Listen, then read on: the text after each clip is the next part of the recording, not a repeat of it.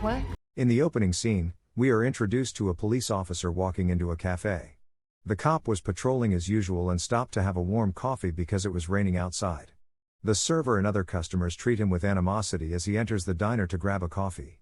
On television, a news story about riots is being broadcasted. They were not pleased with his arrival as they had witnessed a protest against the police and city mismanagement.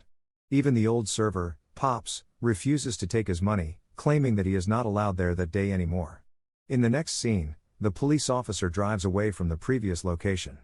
After a while on the road, he spots a suspicious van and promptly activates his siren to pull it over, simultaneously alerting the control room about the situation. With his dash cam and body cam recording, he approaches the vehicle that has come to a stop on the roadside. Upon seeing a bloodied handkerchief inside, he instructs the woman inside to step out of the car. As she complies and exits, the atmosphere shifts dramatically.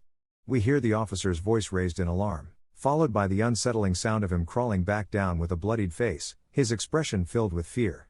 The next scene takes place 12 hours earlier when Renee Lomo, a female police officer, is sitting in the police sergeant's office. She is there because she was suspended for a few months after losing her son and then lashing out at a criminal who had threatened her with racial comments. The sergeant asks her whether she has moved on from her son's loss and if she can return to the service. She eventually returns to active duty in the evening as the sergeant harbors a special affection for her. However, he informs her that the watch commander will pair them. She makes her way to the briefing room where a rookie cop named Danny teams up with her. Everyone is glad to see her back, but Renee isn't thrilled to have Danny as her partner. When they begin patrolling the streets, they come across a child sitting and playing alone in the middle of the road. She activates her body cam before approaching him and is immediately harassed by the neighborhood, who do not have a high opinion of officers at the time. Renee reassures them, explaining that they were simply checking on the boy because he was alone on the street. Renee returns to the car with Danny, praising her abilities to calm a rowdy gathering. Renee appears to grasp why everyone is unfriendly. As they continue their patrol, they encounter a police car parked ominously in the middle of the road, its street lights extinguished. They pull over in this desolate area to investigate the unsettling scene. Upon inspecting the vehicle, Renee powers up the laptop to review footage related to the police car and its officer. To her horror, the screen reveals a recording of Kevin, the officer from the opening scene and a close friend of hers. She is taken aback when a green van, conspicuously lacking license plates, appears in the video. Suddenly, the footage vanishes. Just then, Danny returns, noticing Renee's distress over what she has just witnessed. They scan their surroundings, and their shock deepens as they spot Kevin's bloodied body nearby. Sergeant Casper arrives shortly after, having dispatched additional officers, and learns from Renee that Kevin had stopped a green Chevy van without any plates. When he questions how she knows this, she explains that she viewed the incident on the dash cam footage. However, Casper informs her that both the officer's dash cam and body cam were damaged beyond use, leaving no recordings available. Despite Renee's insistence that she saw the woman responsible in the footage, her claims are met with skepticism from Casper and the team, leaving her feeling isolated in her conviction. Renee returns home, where her husband questions why she is back so early. She informs him about Kevin and adds that something bad occurred to him today and she needs to figure out why. She falls asleep and dreams of her son drowning. She also sees the dash cam recording and notices that the woman is wearing scrubs with a cross on them. She awakens and decides to watch some videos of her son. He was born in a hospital proudly displaying the same emblem she remembers from the green parka worn by the woman who allegedly murdered her colleague, a woman who might also be the same she encountered during her son's birth. She explores more and brings Danny with her to visit her home. Lomo discovers that the woman is a nurse at the hospital who recently lost her son. They examine his residence but encounter several bizarre events, such as the attack of flying cockroaches and the unexpected emergence of a male figure in front of Renee. This scares them, so they come out. After some time, the unmistakable green van pulled up outside a grocery store. A woman stepped out and entered the store, moving about in an oddly deliberate fashion as she selected her items. The cashier eyed her suspiciously but let her continue shopping. Just then, two thugs burst in, recording their antics while taunting the cashier and threatening both him and the woman. Meanwhile, two police officers noticed the van and decided to investigate. They notified their control room before entering the grocery store, where they quickly observed the thugs and received a complaint from the cashier about theft. They also spotted a woman in a green hooded parka among the commotion. Drawing their pistols, they ordered everyone to show their hands. In a sudden twist, one of the thugs seized a firearm from a female officer and shot her dead in the throat. Chaos erupted as a mysterious shadow emerged from the darkness, ruthlessly eliminating everyone in sight, including the officers. Renee receives a message and leaves towards the store. Renee and Danny arrive and search the van. After that, they go inside the store and discover that everyone has died. She rushes to check the security cameras and discovers what truly happened, but the tape disappears when Danny arrives. A member of the IT team approaches them and asks if she observed anything. She tells her that the van belongs to a church and has been reported missing for several months. She also informs them that it was these individuals that stole the van and killed Kevin. Renee tells Danny that they are not Kevin's killers and she knows no one would believe her, so she grabs one of the criminals' phones for her own investigations.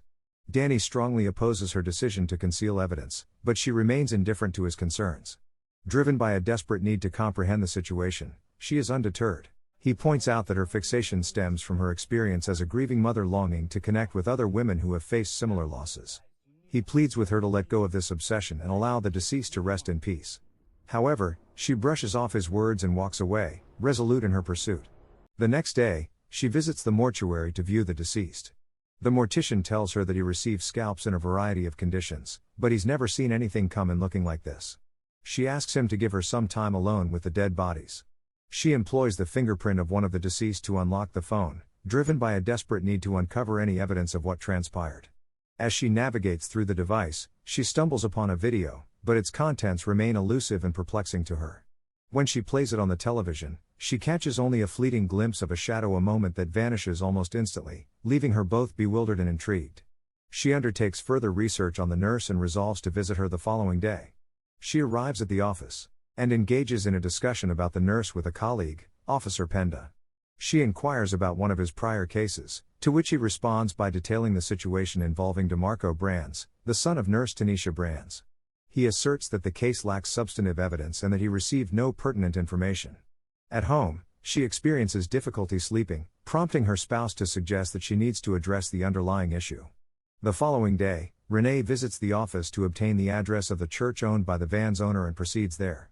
She inquires with the priest whether he had informed the authorities that the green van had been removed from the church property without being reported stolen. She expresses her belief that this statement is untrue and asserts that he had lent the vehicle to Tanisha. Renee reminds him that hindering an investigation constitutes obstruction of justice. The priest then invites her to engage in a more constructive conversation. He takes her to Marco's room and confesses that he was unable to hear the events leading to the incident as he was performing community service when Marco fell victim to senseless violence. She collects her address and departs. Renee discovers photographs of the cops when she arrives at her rundown house. She also discovers a picture of the dead boy with squiggly black lines painted over it like flames. Renee is nearly accosted by a mysterious figure but escapes just in time. Renee phones Danny for assistance in finding the nurse and discussing new leads, and he pledges to be there within an hour. When he does not show up, Renee goes to his house and discovers him dead in the bathtub. He committed suicide and left a USB for Renee. Danny was concerned that Renee was getting too near to the truth about his own involvement. She sees it and finally knows what occurred. All of the cops who have died thus far were involved in the death of the nurse's son, who was killed by mistake after he refused to obey police orders. It turned out that the child was deaf and was only conducting community service. Instead of recognizing their error, the cops brutally murdered him. They all conspired to murder the innocent mute child. She cries as she views the entire body cam footage. She collects herself and moves on. Renee contacts Sergeant Casper to meet and discuss the fresh clues she discovered. She informs him that Danny has died. He was clutching the proof. She tells him where she is and requests that he meet her there. Later, she arrives at Tanisha Brand's house and calls her name. She claims she knows what happened to her son. Sergeant Kessler eventually appears and asks her what evidence she has. She informs him that she has body camera footage from murder number 8. She helps him realize that this is the root cause of the disturbances in the city. Unfortunately, he takes along the crooked police who killed the youngster. Renee realizes he is also involved, which he confirms by holding her at gunpoint. After that, he leads her into the warehouse and informs her that he wishes to dispose of the footage. He blackmails her, claiming that allowing the public to see the footage will only damage her department. Kessler inquires as to where Danny is, who has saved a copy of the video. She claims he is dead and has the video. He immediately shoots at her. Fortunately for her, the nurse arrived with a strange shadowy figure, and it scares them all. Kessler punches her face, but the same darkness reappears and attacks him. Tanisha informs her that the shadow is DeMarco and she cannot control him, therefore, she must leave the area. Kessler flees for his life but is apprehended later. This time, Renee sees the thing clearly. The film finishes as some emergency personnel arrive at the warehouse and take Kessler to the hospital. Finally, a narrative reveals that Kessler was complicit in the department's corruption as well as the crime of conspiring to murder the child, DeMarco. Thank you for watching. If you are new, don't forget to subscribe for more recaps. Until next time, have a nice day.